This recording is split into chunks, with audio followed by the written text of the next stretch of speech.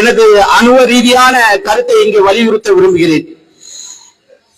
இங்க பெரும்பாலான இந்த கூட்டத்திலே கலந்து கொண்டவர்கள் அரசு ஊழியர்கள், காவல்துறை நண்பர்கள், ராணுவ வீரர்கள் எல்லாம் கலந்து கொண்டுள்ளார்கள். நாங்கள் பணியிலே இருக்கும்போது கோரிக்கையை வலியுறுத்தி, அம்மையார் ஆட்சியிலே இருக்கும்போது கோரிக்கை வலியுறுத்தி போராட்டம் செய்து கொண்டிருக்கும் போது தலைமைச் செயலகமே வெறிச்சோடி கிடந்தது. ஆனால் ஒரே கையெழுத்தில் அம்மையார் 3 லட்சம் பேரை டிஸ்மிஸ் செய்தார்கள். அதையெல்லாம் நீங்கள் பெரும்பாலோர் அறிந்த விஷயம். ஏன் அதை இந்த தருணத்தில் சொல்கிறேன் என்றால், அவ்வளவு ஒன்றுபட்ட போராட்டம் நடத்தி கொண்டிருக்கும் போது அவங்களுக்கு கையிலே அரசியல் அதிகாரம் இருக்கிறது. அவர்கள் நினைத்ததை சாதிக்க வேண்டும், அவர்கள் உல்லாசமாக இருக்க வேண்டும்.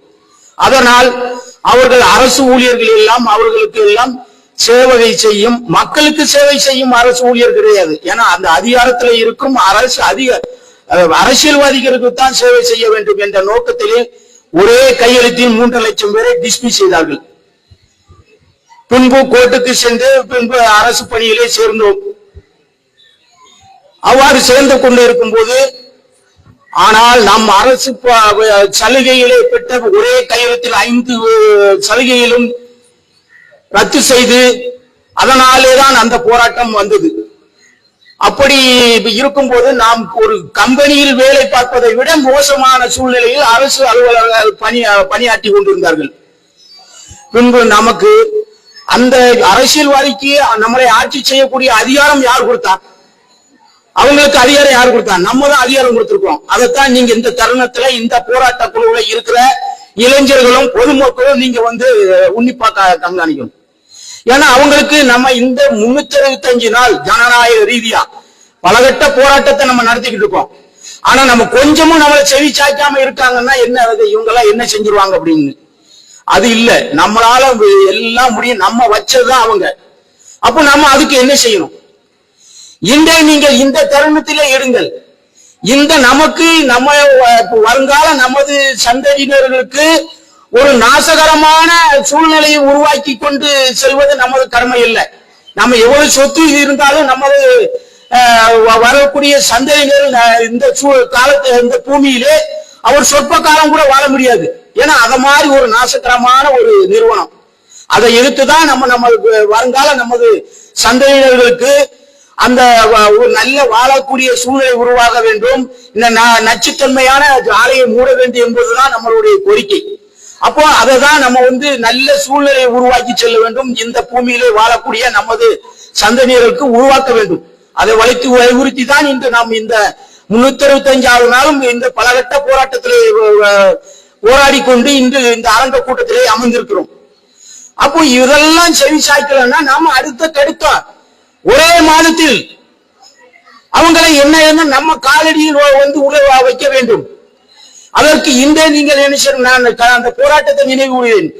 அதே மாதிரி தேர்தலை நெருங்கும் போது நான் எல்லாருமே தேர்தல் பணிக்காக ஆசிரியர்களும் அரசு ஊழியர்களுக்கும் அவர்களுக்கு பயிற்சி வகுப்பு நடக்கும் போது என் போன்ற ஊழியர்கள், அதாவது அந்த பணியாற்றக்கூடியவர்கள் எல்லாம் வீதியிலே இறங்கி கேன்வாஸ் செய்தோம்.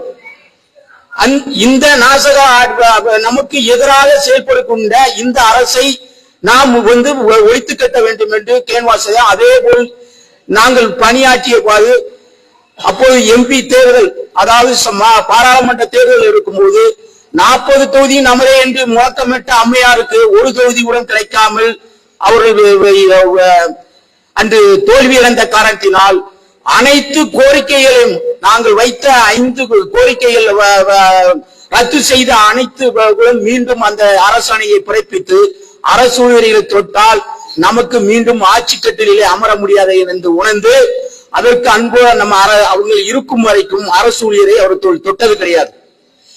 ஏன்னா நம்ம அன்றைக்கு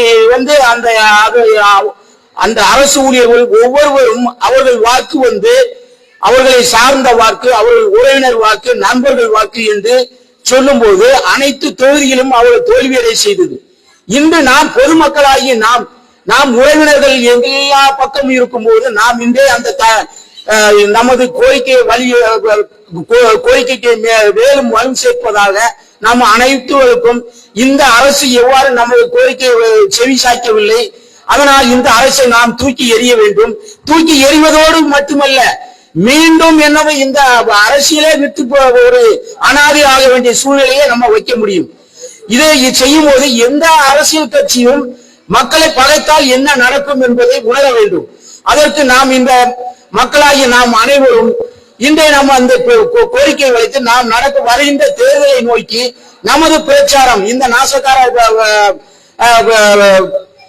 தொழில் நிறுவனங்களை மூட வலியுறுத்தி நாம் போராட்டங்களை செவி சாய்க்காமல் இந்த அரசு செய்வதை வலியுறுத்தி இந்த அரசை நாம் வீழ்த்துவது என்பதை மனதில் வைத்து நீங்கள் உங்கள் பிரச்சாரத்தை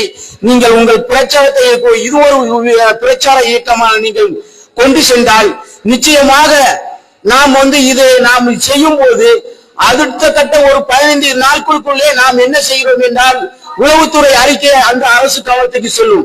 இதே அரசு நம்மளுக்கு கோரிக்கையை செவி சாய்க்காத அரசு இதே அரசு இந்த நிறுவனங்களை மூடும் என்று கூறி வாய்ப்புக்கு